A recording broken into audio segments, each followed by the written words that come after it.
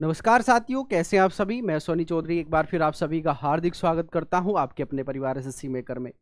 तो आज हम स्टार्ट करने वाले हैं आपके साइंस के क्वेश्चन जो प्रीवियस पेपर पर आधारित आपके यहाँ पर क्वेश्चन सीरीज ये चल रही है, जिसमें हम टोटल 15 क्वेश्चंस को यहाँ पर डिस्कस करते हैं।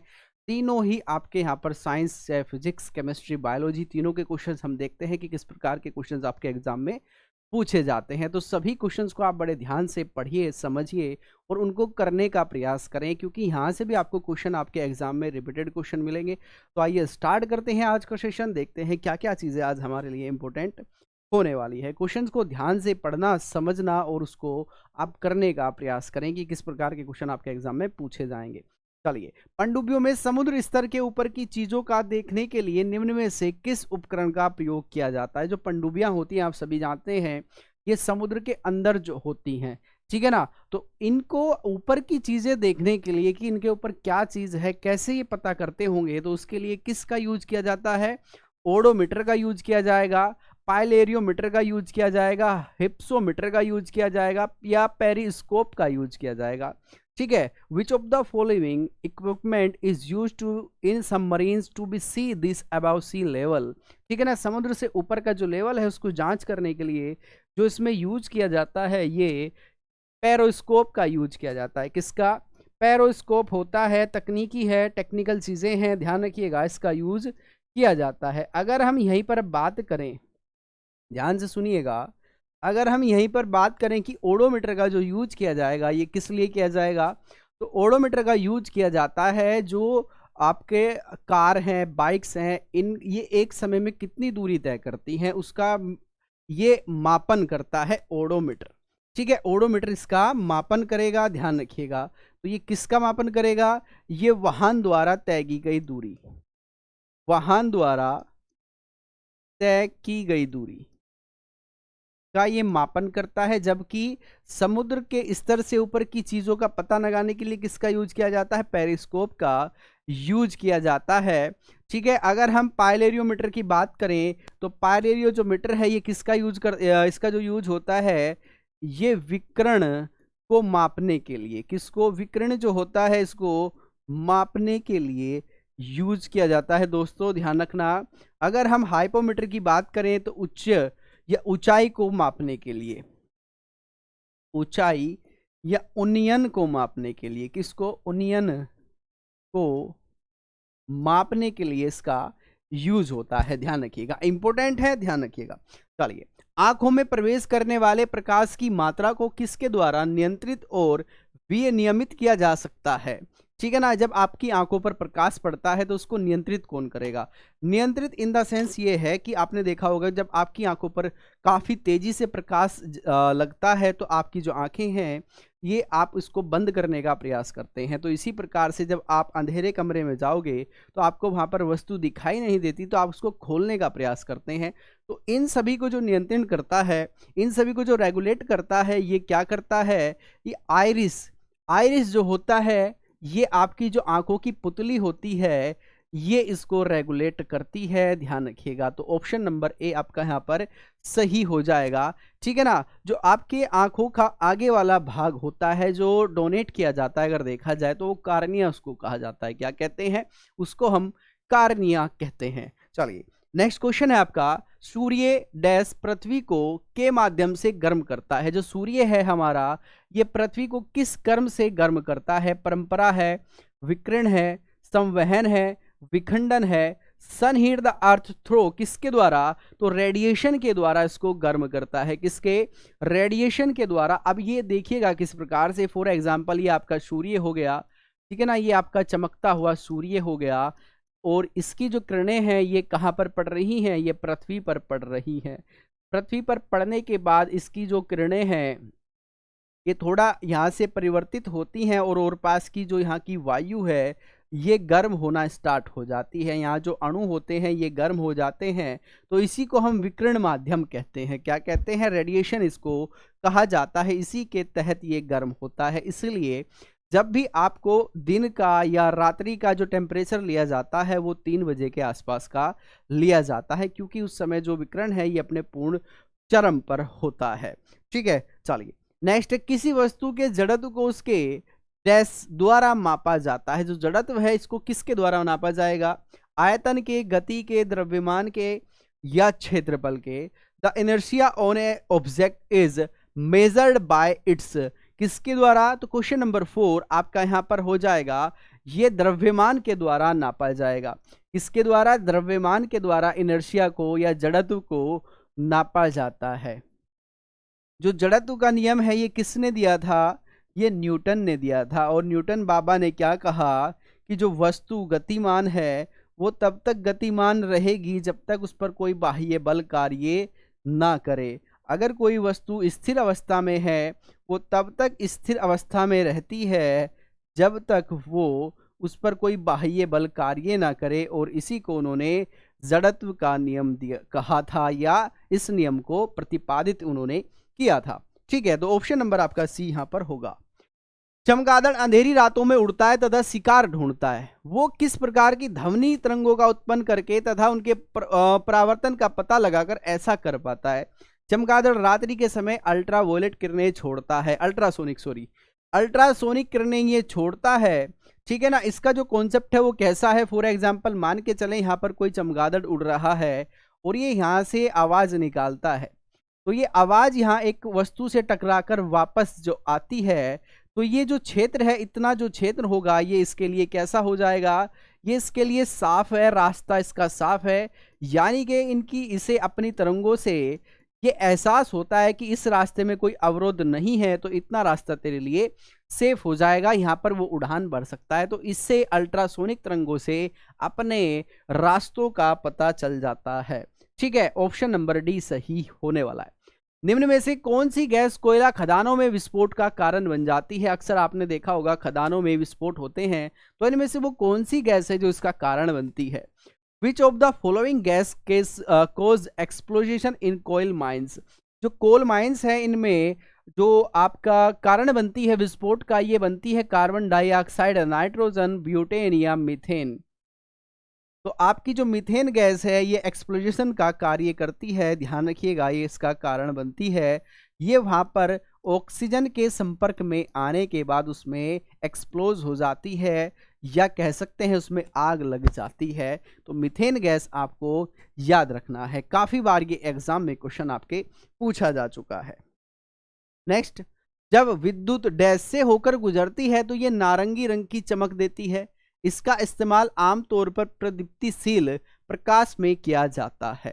ठीक है ना। जब विद्युत कहाँ से होकर गुजरेगी यह नारंगी रंग की चमक देती है। क्वेश्चन नंबर 7, तो ध्यान रखिएगा, जब ये नियॉन से होकर जाएगी तो ये नारंगी चमक देगी। और इसका इस्तेमाल आमतौर पर जो किया जाता है ये लैंप्स में, जिनको फ्लोरासेंट लैंप्स भी हम कहते हैं। ठीक है ना, तो वहाँ पर इनका यूज किया जाता है, तो ये नियॉन हो जाएगा। चलिए नेक्स्ट क्वेश्चन आपका, पीएच में पी का अर्थ क्या होता है? आपने देखा होगा पीएच मान, जल का पीएच मान इतना है, नींबू का पीएच मान इतना है, दूध का पीएच मान इतना है। तो ये किसको रिप्रेजेंट करता है या किसको परिभाषित करता है? पीएच मान जो है ये किसी वस्तु में क्षारीय व उसके अम्लीयता का पता लगाता है कि इस वस्तु में ये जो वस्तु है ये क्षारीय है या एसिडिक है, यानी कि अम्लीय है। जैसे फॉर एग्जाम्पल मान के चलिएगा, इसमें 0 से 14 तक इसमें काउंटिंग होती है और 7 को इसमें उदासीन माना गया है, या आप कह सकते हैं इसको न्यूट्रल माना गया है। ठीक है, अगर किसी वस्तु का पीएच मान 7 से कम आता है, ये साइड कम वाली है, ये साइड ज़्यादा वाली है, अगर किसी वस्तु का पीएच मान 7 से कम आएगा तो वो अम्लीय कहलाएगी। क्या कहलाएगी? एसिडिक कहलाएगी, अम्लीय कहलाएगी। अगर किसी वस्तु का पीएच मान 7 से ज़्यादा होगा तो वो क्षारीय कहलाएगी। क्या कहलाएगी? वो क्षारीय कहलाती है। ध्यान रखिएगा, अम्लीय और क्षारीय उसको कहा जाता है। तो पीस में जो दर्शाता है ये किसको दर्शाता है? ये पॉन्टेज को दर्शाता है। पी का मतलब होता है क्या? पी का मतलब होता है पॉन्टेज, और एच का मतलब होता है हाइड्रोजन। ठीक है ना, एच का मतलब इसमें रखा गया है हाइड्रोजन से, यानी कि उसमें अम्लीय चाहे क्षारीयता की मात्रा या जल की मात्रा में जल अम्लीय होगा या क्षारीय होगा, इसका पता लगाया जाता है। यहाँ तक किसी को कोई समस्या अगर उत्पन्न होती है तो आप उसको कमेंट बॉक्स में लिख सकते हैं। जब धातुएं तनु अम्ल से अभिक्रिया करती हैं डैश तक कौन सी गैस निकलती है, या तब कौन सी गैस निकलती है, क्वेश्चन नंबर 9। तो उससे में हाइड्रोजन गैस निकलती है। कौन सी? हाइड्रोजन गैस यहाँ पर निकलती है, ध्यान रखिएगा। तो ऑप्शन नंबर आपका यहाँ पर बी सही हो जाएगा। चलिए नेक्स्ट है, किस पीएच मान पर दांत सड़ने लगता है? जो आपके दांत हैं ये, इनमें सड़न की जो प्रक्रिया है कब प्रारंभ होगी? तब ये अम्लीय होगा तब, या क्षारीय होगा तब? तो ध्यान रखिएगा, जब ये अम्लीय होता है ये तब सड़ना प्रारंभ हो जाते हैं, अम्लीय। और ये अम्लीय कब होते हैं? ये अम्लीय तब होते हैं जब पीएच मान 7 से कम होगा, ठीक है ना। तो पीएच मान इनमें 7 से कम कौन सा है? ये 5.5 है। तो आंसर नंबर आपका यहाँ पर सी सही हो जाएगा। अभी हमने उसके बारे में यहाँ पर समझा था। नेक्स्ट क्वेश्चन है, गहरे तले हुए खाद्य पदार्थ कैंसर जनक होते हैं, कैंसर का कारण बन जाते हैं, क्योंकि इसमें प्रचुरता से क्या पाया जाता है? वसा पाई जाएगी, हाइड्रोकार्बन पाए जाएंगे, पकाने के तेल हैं, निकोटीन उसमें पाया जाएगा। Deep fried foods are cancering because they are rich in. तो ये इसमें वसा की मात्रा अधिक पाई जाती है। क्या पाई जाती है? इसमें वसा की मात्रा अधिक पाई जाएगी, इसलिए वो कारण बन जाते हैं। एंजाइम क्या होते हैं? सूक्ष्म जीव होंगे, प्रोटीन होंगे, अकार्बनिक यौगिक होंगे, या फफूंद होगी। Enzymes are question number 12। Question number 12 का आंसर आपका हो जाएगा, जो एंजाइम्स होते हैं ये प्रोटीन्स होते हैं। क्या होते हैं? ये प्रोटीन्स होते हैं भाई। तो ये आपका ऑप्शन नंबर बी यहाँ पर सही होगा। चलिए नेक्स्ट क्वेश्चन है, निम्नलिखित में से किसको आरबीसी का कब्रिस्तान कहा जाता है? कब्रिस्तान इन द सेंस ये है कि हमारी जो आरबीसी है इनकी मृत्यु कहाँ पर होती है? यकृत में, पलिया में, स्प्लीन जिसको हम कहते हैं, मस्तिष्क में, या हृदय में? आरबीसी का मतलब है रेड ब्लड सेल्स, और इसका जो कब्रिस्तान कहा जाता है ये पलिया को कहा जाता है। इसका जो जीवन काल है या टाइम पीरियड है ये कितना है भाई? ध्यान रखिएगा, इनका जो टाइम पीरियड है ये 80 से 120 माना जाता है, ठीक है। चलिए तो आंसर नंबर यहाँ पर बी सही होगा। कौन से विटामिन की कमी के कारण रक्त का थक्का नहीं जमता? ठीक है, विटामिन ए की कमी के कारण, विटामिन बी की कमी के कारण, या विटामिन के की कमी के कारण, विटामिन ई की कमी के कारण, या विटामिन डी की कमी के कारण? तो विटामिन के की कमी के कारण थक्का नहीं जमता है। Due to the deficiency of which vitamin blood clot does not form. तो इसमें जो रक्त का थक्का नहीं जमेगा ये इस विटामिन की कमी के कारण नहीं जमेगा, ठीक है। चलिए, अस्थियों से मांसपेशी को जोड़ने वाले संयोजी ऊतक जो टिश्यूज होते हैं इनको क्या कहते हैं? कंडरा इनको कहा जाएगा, स्नायु कहा जाएगा, न्यूरॉन कहा जाएगा, या वसा में इनको कहा जाएगा। जो अस्थि से मांसपेशियों को जोड़ा जाता है इसको हम कंडरा कहते हैं। क्या कहते हैं? कंडरा या टेंडन इनको कहा जाएगा, ठीक है। और अगर आपसे कभी पूछ लिया जाए कि अस्थियों से जो अस्थियां जुड़ती हैं, अस्थियों से अस्थियां जो जुड़ती हैं इनको क्या कहा जाता है भाई? इनको ध्यान रखिएगा, इनको स्नायु कहा जाएगा। क्या कहा जाएगा? इनको स्नायु कहा जाएगा, ठीक है। तो यहाँ तक मैं उम्मीद करता हूँ कि आपको सभी क्वेश्चंस बेहतर तरीके से समझ आए होंगे। अगर कोई क्वेश्चन समझ में नहीं आया आप उसको कमेंट बॉक्स में ज़रूर लिखिएगा, ठीक है। और साथ ही साथ आपको मैं बता दूँ यहाँ पर आपके टोटल 15 क्वेश्चन हम एक पार्ट्स में कराते हैं, ठीक है। ये आपका जो है साइंस का सीरीज चल रहा है। तो जिस बच्चे ने अभी पहला वीडियो नहीं देखा तो आप पहले से जो भी अब तक की वीडियो अपलोड हैं वो सभी आप वीडियोज़ देखिए, आपको यहाँ पर काफ़ी जो है हेल्प मिलने वाली है। और इस तरह की वीडियो आपको कंटिन्यू मिलती रहेगी। तो उसके लिए आपको क्या करना है, एसएससी मेकर एप्लीकेशन को डाउनलोड करना है, साथ ही साथ एसएससी मेकर यूट्यूब चैनल को आपको सब्सक्राइब करना है, जिससे क्लासेस की वीडियो आप तक पहुंचती रहे। इसके अलावा आप ध्यान रखिएगा, संकल्प बैच आपके लिए एसएससी सीजीएल 2023 की जो वैकेंसीज आई हैं उनके लिए संकल्प बैच यहाँ पर लाया गया है, जिसमें आपको कंप्लीट यहाँ पर कोर्स मिलेगा, क्लास नोट्स आपको दिए जाएंगे, डाउट सेशन की आपको सुविधा दी जाएगी। मात्र 500 रुपये में आपको प्री और मेंस दोनों की चीज़ें यहाँ पर मिल जाएगी, ठीक है। प्री और मेंस दोनों यहाँ पर आपको मिलेगा, ध्यान रखिएगा। अगर कोई समस्या आपको आती है तो आप इस नंबर पर कॉल करके जानकारी प्राप्त कर सकते हैं, ध्यान रखिएगा। इसके अलावा आप ध्यान रखेंगे आपका स्पेशल बैच यहाँ पर सीआरपीएफ के लिए चला हुआ है, तो आप उसका यूज यहाँ पर कर सकते हैं, आप उसका इस्तेमाल कर सकते हैं, ठीक है ना। तो ध्यान रखिएगा, इसमें आपको यहाँ पर कंप्लीट वीडियो रिकॉर्ड मिलेगी, क्लास नोट्स दिए जाएंगे, डाउट सेशन की सुविधा दी जाएगी, और किसी भी प्रकार की कोई भी समस्या है तो आप इस नंबर पर कॉल करके जानकारी वहाँ पर ले सकते हैं, कोई डाउट उसमें नहीं रहने वाला। चलिए, और भी आपके कोर्सेज है, जैसे एमटीएस के लिए आपका श्योर सिलेक्शन बैच है, सीएचएसएल के लिए आपका श्योर सिलेक्शन बैच है। सभी बैचेस में रिकॉर्डेड वीडियो हैं, क्लास नोट्स हैं, डाउट सेशन है।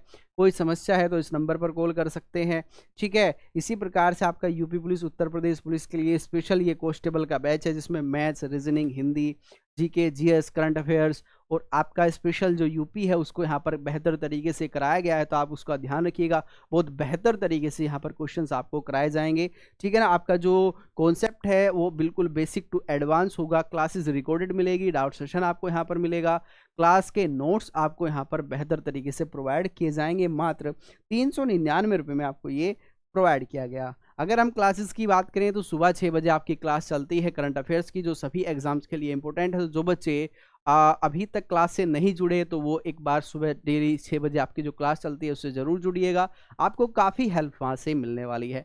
हम बहुत बेहतर तरीके से नेशनल और इंटरनेशनल सारी जो न्यूज़ हैं जो हमारे एग्ज़ाम्स के लिए इंपॉर्टेंट है वो सारी वहाँ पर कवर करते हैं, ठीक है। तो ये आप ध्यान रखिएगा। फिर 9 बजे आपकी जो मैथ्स की क्लास होती है, 11 बजे आपकी जो क्लास होती है जीके जीएस की क्लास होती है, 4 बजे आपकी रीजनिंग की क्लास लगाते हैं, रीजनिंग सर निखिल सर के द्वारा रीजनिंग की क्लासेस है। 5 बजे आपकी हिंदी की क्लास है, जो भी जिस भी एग्जाम में हिंदी पूछी जाती है वो क्लास वहाँ पर होती है। रात 8 बजे आपकी मैथ्स और रीजनिंग की क्लास होगी, अल्टरनेटिव डेज पर ये सर कराते हैं, ठीक है ना। अजय सर के द्वारा बिल्कुल बेहतर तरीके से आपकी क्लासेस चलती है। रात 8 बजे आप इससे जुड़ना ना भूलिएगा, रात 8 बजे लाइव आपकी क्लास चलती है। क्लास ज्वाइन करने के लिए आपको किसी भी प्रकार की कोई भी फीस यहाँ पर सबमिट नहीं करनी है, बिल्कुल फ्री ऑफ कॉस्ट होगा। ये कुछ लिंक आपको दिए गए हैं जिसके माध्यम से आप हमसे कनेक्ट हो सकते हैं, ठीक है ना। सबसे ऊपर जो लिंक है ये एसएससी मेकर एप्लीकेशन डाउनलोड करने के लिए आपको लिंक दिया गया है, जहां से आप हमारे कोर्स से संबंधित पीडीएफ ले सकते हैं, कोर्स में इनरोल हो सकते हैं। टेस्ट सीरीज आपको वहां पर मिल जाएगी, एक्स्ट्रा जो पीडीएफ है वो आपको वहां पर मिल जाएगी। तो सबसे ऊपर जो लिंक है ये एप्लीकेशन के लिए लिंक है।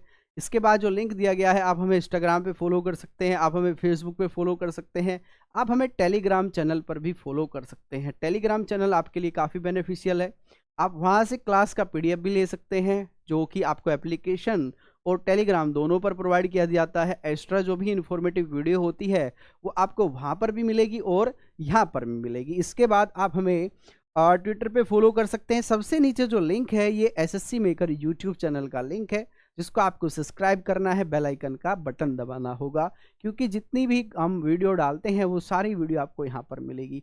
आप लाइव क्लास पे भी यहीं पर आपको जुड़ना होगा, तो ये आपके लिए सबसे ज़्यादा इम्पोर्टेंट हो जाएगा। तो आज के लिए सिर्फ इतना ही। सभी बच्चे सेशन को ज़्यादा से ज़्यादा लाइक करेंगे, शेयर करेंगे, जिससे क्लास सभी बच्चों तक पहुँचे। तो मिलते हैं नेक्स्ट वीडियो में, तब तक के लिए नमस्कार, जय हिंद, जय भारत।